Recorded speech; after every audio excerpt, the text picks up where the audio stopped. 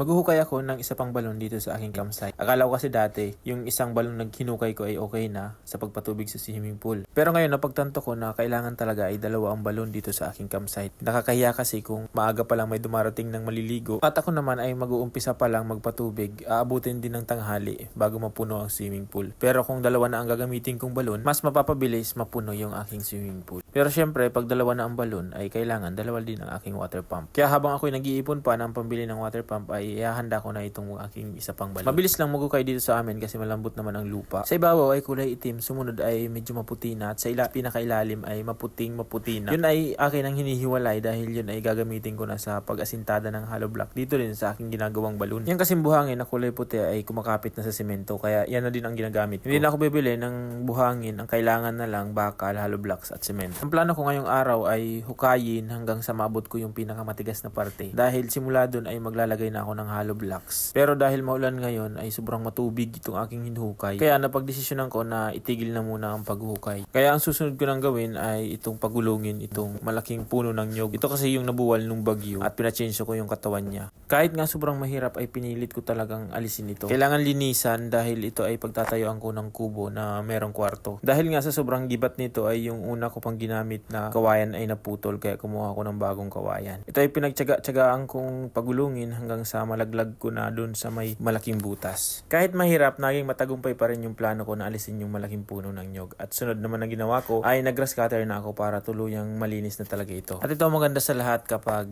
natapos mo na yung trabaho, makikita mo na yung resulta nito. Malinis na, pwede nang gawa ng kubo.